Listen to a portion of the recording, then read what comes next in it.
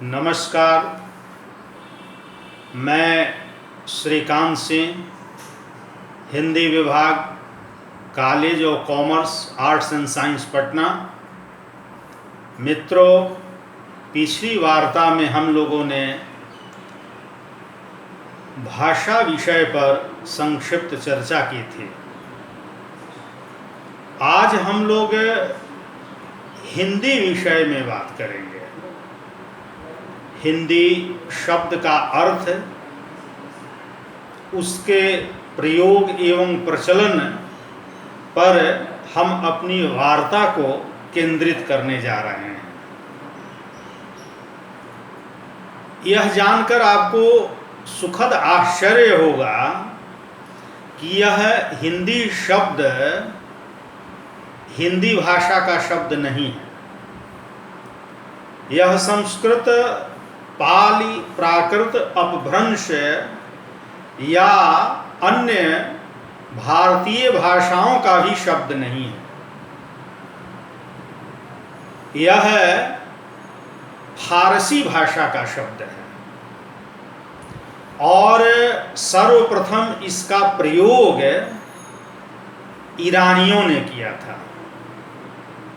शब्दकोश के पन्ने जब आप पलटेंगे तो उसमें हिंदी शब्द का अर्थ है हिंद का, भारतवर्ष का, हिंदुस्तान से संबद्ध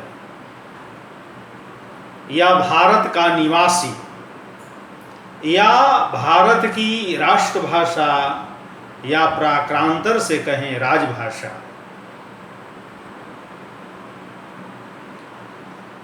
यह हिंदी शब्द भारत के प्राचीन ग्रंथों में या भारतीय परंपरा में शुरू से ही नहीं रहा है, क्योंकि इस शब्द का प्रयोग सबसे पहले ईरानियों ने किया था और वहीं से यह शब्द अरब, मिस्र, सीरिया आदि देशों को होता हुआ भारत में आया। ईरानियों ने इस शब्द का प्रयोग बड़े ही व्यापक अर्थ में किया था। उन लोगों ने जब इस शब्द का प्रयोग किया तो उनके जेहन में भारत में बोली जाने वाली समस्त भाषाएं थी। हिंदी से वे लोग जो अर्थ लेते थे वह अर्थ था भारत में बोली जाने वाली समस्त भाषाएं, भारत के सारे व्यक्ति, भारत की सारी वस्तुएं। तो हिंदी का प्रयोग उन लोगों ने बड़े ही व्यापक अर्थ में किया। कालांतर में यह अर्थ थोड़ा संकुचित हुआ और उसका प्रयोग जबान ए हिंदी के रूप में होने लगा। यानी भारत में बोली जाने वाली जो समस्त भाषाएं थी उसका अर्थ यह देने लगा। तो ईरानियों ने सबसे पहले हिंदी शब्द का प्रयोग भारत के समस्त व्यक्तियों के लिए, समस्त वस्तुओं के लिए और समस्त भाषाओं के लिए किया। पुनः उसका अर्थ कुछ सिमट गया, कुछ संकुचित हो गया और उसका अर्थ जबान ए हिंदी, यानी हिंद की जबान, हिंद की जो भाषाएं थी उसका अर्थ लिया जाने लगा। गौरतलब है कि यह हिंदी शब्द हिंद में संबंधवाचक प्रत्यय दीर्घ ई लगाने के बाद बनता है। हा ह्रस्वीकार नद संयुक्त हलंत जोड़ दीर्घ ई बराबर हिंदी होता है। और इस हिंदी शब्द का अर्थ होता है हिंद का, भारत का, भारतवासी, भारतीय, भारत से संबद्ध है या भारत की भाषा। शुरू शुरू में जब यह शब्द आया तो हिंदी में इक प्रत्यय लगा करके हिंदिक रूप में आया, फिर हिंदिक रूप में आया और कालांतर में यह इक और इग प्रत्यय विलुप्त हो गया, हट गया और केवल हिंदी शब्द रह गया। तो सर्वप्रथम इस शब्द का प्रयोग हिंद के लिए, भारतवर्ष के लिए हुआ था और इसका प्रयोग ईरानियों ने किया था। शब्दकोश में भी इस शब्द को इसी रूप में रखा गया है। यह ध्यातव्य है कि यह शब्द संस्कृत भाषा में पाली प्राकृत या जो अन्य मध्यकालीन भारतीय आर्य भाषाएं हैं उसमें नहीं मिलता है, और यह ईरानी परंपरा में या जो भारतीय मुसलमानों की परंपरा है उसमें यह शब्द अपना वजूद कायम किए हुए है। मित्रों, कतिपय भाषा वैज्ञानिकों ने इस शब्द को सिंधु शब्द से भी जोड़ा है। ध्यातव्य है कि ईरानी भाषा में दंत स नहीं होता है, वहाँ दंत स का उच्चारण वे लोग ह की तरह करते हैं और ध का उच्चारण द की तरह करते हैं। तो शुरू शुरू में सिंधु प्रदेश के लिए या सिंधु तट के आसपास के जो क्षेत्र थे उसके लिए यह शब्द हिंदी के रूप में आया, पुनः हिंदू के रूप में आया, यानी सिंधु और सिंधी के स्थानापन्न के रूप में। चूंकि ईरानी भाषा में दंत स नहीं होता तो ही हो गया, हिंदी हो गया। तो इस शब्द के व्युत्पन्न होने का एक रोचक प्रसंग है, बड़ा ही आनंददायी प्रसंग है इस शब्द के उत्पन्न होने का। धीरे धीरे इस शब्द का जो प्रयोग है वह कभी व्यापक होते रहा, कभी संकुचित होते गया, और एक समय ऐसा भी आया कि यह एक विशिष्ट अर्थ के रूप में प्रयुक्त होने लगा। जैसे आज हम हिंदी कहते हैं तो हिंदी कहने से एक भाषा का बोध होता है। वह भाषा जो खड़ी बोली, जो कभी लोक बोली थी और आज भी दिल्ली, मेरठ, आगरा के क्षेत्र में लोक बोली के रूप में व्यवहृत है, और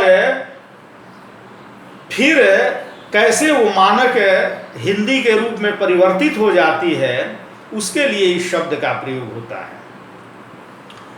तो इस शब्द का प्रयोग या इस शब्द का व्यवहार आज हिंदी भाषा के रूप में होता है। हिंदी भाषा खड़ी बोली का परिष्कृत और परिनिष्ठित रूप है, मानक रूप है, और इस हिंदी का विकास जो खड़ी बोली है उसी खड़ी बोली से होता है। आज भी खड़ी बोली अपने क्षेत्र में जिसका वो मतलब लोकल एरियाज है वहाँ उसका प्रयोग बोली के रूप में ही होता है। लेकिन उसी बोली ने जब मानकता हासिल कर ली, जब परिनिष्ठता हासिल कर ली, और जब वह बोली परिष्कृत हो गई, शिक्षा, शासन, साहित्य में उसका प्रयोग होने लगा, और देश के संविधान ने उसको संघ की राजभाषा के रूप में मान्यता दी, तब वह मानक भाषा हो जाती है। एक चीज इस संदर्भ में और ध्यातव्य है कि भारतीय परंपरा के जो रचनाकार हैं वे देशी भाषा के लिए कहीं भाषा का प्रयोग करते हैं, कहीं देशी का प्रयोग करते हैं, कहीं भाखा का प्रयोग करते हैं। जैसे कबीरदास ने एक जगह कहा है, संस्कृत है कूप जल भाखा बहता नीर, या गोस्वामी तुलसीदास जी ने का भाषा का संस्कृत प्रेम चाहिए सांच की बात कही है। तो वे लोग देशी भाषा के लिए, बोलचाल की भाषा के लिए देशी का प्रयोग करते हैं, भाषा का प्रयोग करते हैं, भाखा का प्रयोग करते हैं। लेकिन जो ईरानी परंपरा के लोग हैं या मुस्लिम परंपरा के जो लोग हैं, वे लोग उस देशी भाषा के लिए कहीं हिंदी का प्रयोग करते हैं, कहीं हिंदवी शब्द का प्रयोग करते हैं, कहीं हिंदुई शब्द का प्रयोग करते हैं। आप देखेंगे कि जो भी इस परंपरा के रचनाकार हैं, चाहे वे रहीम हो, अमीर खुसरो हों, औफी हों, शाही मीरा जी हों, मुल्ला दाऊद हों, ये सारे के सारे कवि जो हैं वो हिंदी का, हिंदवी का, हिंदुई का प्रयोग करते हैं। और भारतीय परंपरा के जो लोग हैं वे देशी का, भाखा का, भाषा का प्रयोग करते हैं। इस बरक्स मैं ये कहना चाहूँगा कि जो मुसलमान परंपरा के लोग हैं और उनकी परंपरा में जो हिंदी शब्द जिस रूप में व्यवहरित होता रहा है, शायद वही परंपरा ठीक थी और वही परंपरा आगे चल कर के मान्य होती है और उसी परंपरा को एक तरह से मानक भाषा के रूप में, परिनिष्ठित भाषा के रूप में दर्जा प्राप्त होता है। तो इस संक्षिप्त वार्ता में हम लोगों ने हिंदी शब्द की व्युत्पत्ति, हिंदी शब्द संस्कृत, पाली, प्राकृत या भारतीय परंपरा की जो भाषा है उसका शब्द न होकर फारसी भाषा का शब्द है, ये अर्थ जाना। हम लोगों ने ये जाना कि हिंदी शब्द का अर्थ हिंद का और भारतवर्ष का, भारत का निवासी, भारतीयता या भारत से संबद्ध है। और इसका प्रयोग शुरू में बड़े व्यापक अर्थ में होता है, कालांतर में यह शब्द थोड़ा संकुचित अर्थ में प्रयुक्त होता है, व्यवहरित होता है और फिर आगे चल करके एक विशिष्ट रूप में इसका प्रयोग होने लगता है। जो हिंदी शब्द सिंधी के लिए, सिंधु के लिए प्रयुक्त हुआ था, वह आगे चल करके संपूर्ण भारतवासी के लिए, भारतवर्ष के लिए, भारतवर्ष के व्यक्तियों, वस्तुओं, भाषाओं के लिए प्रयुक्त होने लगता है और फिर वह एक दिन भारत की राजभाषा के रूप में, राष्ट्रभाषा के रूप में मान्यता को प्राप्त करता है। हमारे देश के संविधान ने हिंदी को भारत की राजभाषा के रूप में मान्यता दी है और वही हिंदी या हिंदी भाषा या हिंदी साहित्य का इतिहास हम लोग अपनी कक्षाओं में पढ़ते और पढ़ाते हैं। शेष बातें अगली वार्ता में। धन्यवाद।